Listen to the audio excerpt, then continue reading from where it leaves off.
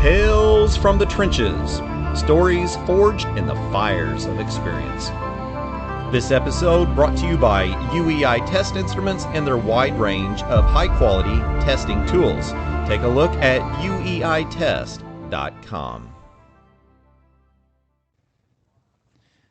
All right, thank you everyone for joining Tales from the Trenches. So we're walking up to this home and we're going to do an inspection on the furnace. And we get out our tools, we do an analysis of the system, and our meter, our combustion analyzer, is giving us some good readings on this particular piece of equipment. Now, how do we know that our combustion analyzer is actually performing the way it's supposed to? Not a lot of people think about the combustion analyzer and the maintenance that is required on combustion analyzers. So today we're hanging out with our good friend Louise Kellar from UEI Test Instruments, and we're going to talk a little bit about that misperception of the maintenance of combustion analyzers. Well, thanks for having me today, Clifton. Love talking about this topic. One of my favorite topics to talk about: dangers of carbon monoxide, combustion analyzers, and how to properly service them. Exactly. So one of the interesting things about combustion analyzers is, most of them have an oxygen sensor, they have a CO sensor, and maybe a CO2 sensor. Years ago, we actually got rid of the oxygen sensor because that was the sensor that would die out on you pretty regularly. Okay. But then there's still a maintenance that needs to happen because CO sensors, they can drift over time. There's more to your analyzer than just that sensor, though, as well. So when we're talking about an analyzer, right, because it's also taking your stack temperature.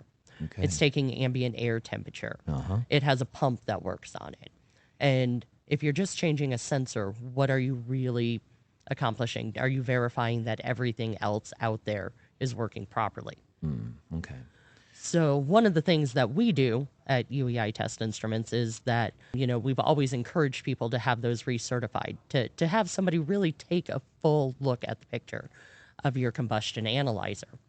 Right, because me as a technician, I mean, it's on and it's working, or it's giving me an error code, or it's off, right? Right. So I'm not completely aware of the condition of my test instrument when we're doing a vital test on a piece of equipment. Yeah, one of the things I like to talk about in the classes that I teach happens to be about a CO sensor. Mm-hmm. So there's two things. A CO sensor, if you walk into a house, and when you walk into the house, the ambient air should be 0 on that CO. Right. We shouldn't be seeing any of it. But there's a couple of possibilities that could happen. Maybe there is CO present, but if you haven't had your analyzer checked and tested to verify that CO sensor is working properly, you could also get a 0 reading when you walk into that house, which would be a false 0. So by having it recertified, it's actually checked and tested against gases. Right. And at the end of it, you get a certificate that's going to allow you to see what your instrument tested against in those. An actual lab atmosphere. Exactly. But one of the other things is that we've heard in the industry that getting your analyzer recertified has been a little bit of a pain. Challenge. It has been, Right. because there's two components when you're really looking at a combustion analyzer: is your upfront cost, and then you have your secondary cost.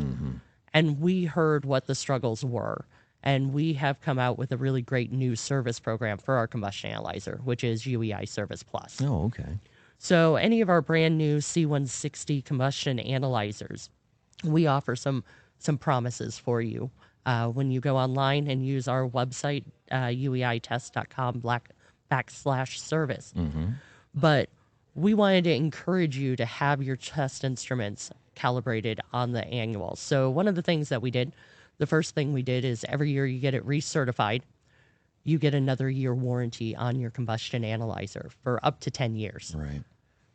The next thing that we heard is, how long are we going to be out of that combustion analyzer if we have to send it Yeah, in? absolutely. That's a vital tool. So we opened up many years ago. We have our service facility in Indianapolis, Indiana. It's a NIST and ISO certified lab that we use. Nice. We have actually gone through and we offer same-day service. So things that land in Indianapolis on a Wednesday morning are actually going out to back on the UPS truck Wednesday afternoon. So we redid our entire way that we do things in our facility to make it as efficient as possible. And then the next thing that we did is if you go through and you use our website to go through it, you're actually going to get shipping paid for by us, to us, and from us. Nice. So we've taken all that danger out. Yeah. And it's really important, though, to have that analyzer recertified every single year. And I use the term recertification instead of just calibration because it's a full comprehensive program that we're doing on it. So if it moves on that instrument, we're checking it. If it's taking readings, we're going to verify that it's working, because we want you to feel confident when you're out there in the field that your instrument is working properly. Some of the things that I've seen over my time here at UEI is that inevitably somebody has had an older analyzer that maybe had that oxygen sensor. Right. And they'll turn it on and they'll be like, oh, no, it still works fine. Right. I'm still getting a reading. I'm still getting a, are maybe you? 0 or something. But still, it's not an error. It's not that I have a dead sensor. Exactly. And, I remember one of the first classes I taught, a guy was like, oh, I've never used it. It's still good to go. Unfortunately, the analyzer was about 4 or 5 years old at that point, which one begged the question why he hadn't used it. But two, he turned it on for me and I was like, oh, you're going to have to send that in for service. And he goes, how do you know? And I said, well, your oxygen is 0. Right. Showing nothing in here. Exactly. One of the other stories, since we're doing some tales from the trenches, Yes. is, I used to do a little bit of our tech support, and I remember a guy called me, and he was super angry.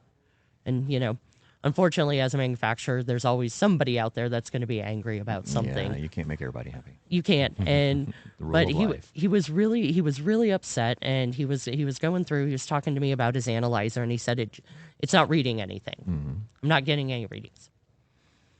And I said, oh, I'm sorry. He said it won't zero out. Right. Okay. And so I'm thinking there's a problem with some carbon monoxide. Maybe he spiked his sensor, something like that. So, I go through all the troubleshooting, and he's like, no, it still won't zero out. I said, okay. Well, you know what? Can you just read me what's on your display screen? Yeah. And he goes, O2, 20.9. It won't zero for me. And I had to stop for a moment. And I had to really think about that one. How do you respond? We want 20.9 oxygen in ambient air. And it's, do you enjoy breathing? Right. Yes. Okay. Then your oxygen is fine. What's your CO? Well, it's 0. That'll zero out, but I can't get the O2 to zero out. So I think, unfortunately, that was a little bit of a training fail. Yeah, absolutely. But as I teach classes across the country, there's always a story. It may not be the contractor that's in the class, but there is somebody who had a story, or a buddy that had a story, or something like that. So how often do you get combustion analyzers that come in for routine maintenance just to discover that they need significant maintenance and sensors replaced that are completely out of calibration? So I'll tell you, I don't actually know what that exact number would be, but the way, is it a lot? And as far as people sending them in to be recertified, that's a pretty regular thing for our contractors. Right. The ones with significant damage, I really don't know that number. Okay. But the good news is, as long as it's not something that, was obvious misuse, like you ran over it with your truck or threw it off, threw it into a wall, that whole service program actually will cover those type of things. Gotcha. As long as it's not from, neglect. That's why I was like, all right, Exactly. you can see the details on our website and everything like that, but it's covered under that. So whether, if a sensor were to die within, that warranty period, it's covered. You don't have to think about it. You don't have to worry about having extra charges. We do flat rate pricing. So everything that's in that handheld analyzer is going to be checked and tested for you, because it's important, right? We want to make sure that our test instruments are up to what the specs should be, because if something drifts over time, Yeah. you can wind up in some very dangerous situations out there. Absolutely. So I think about, how many combustion analyzers are out there. That's the whole reason for this discussion. How many combustion analyzers in the field are reading incorrect readings that are, potentially have dangerous atmospheres only because we haven't had our tool maintained properly? Absolutely. And it's a little scary out there. One, I'd like to thank everybody who does have a combustion analyzer out there, and two, hopefully this will encourage you to get one, because it's not only a safety tool, right? It's a peace of mind for the homeowner. It's a peace of mind for you. Yeah. By having those tools, being able to show what those results are. That's been one of our specialties for many, many years, making those combustion analyzers, and we heard the struggles, and that's why we redesigned our combustion analyzers to make them easier for you to use.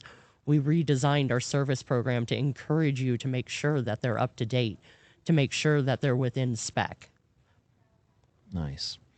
All right. So moral of the story is annually, your combustion analyzer needs to be serviced to keep you from dangerous situations so that you are not coming back with tales from the trenches of your own. Absolutely. I don't want to have to tell a story about anybody that's listening out there today, all right? No, we have plenty of stories to share on that. We'll bring in probably Bob Dwyer sometime to share some of our deep tales from the trenches on carbon monoxide. And carbon monoxide is a deadly scenario in many, many, many instances. And proper maintenance of tools is the first step in assuring that we're doing a proper evaluation and inspection. Absolutely. All right. Well, sweet. Thanks for joining us, Louise. Thanks for having me today, Clifton.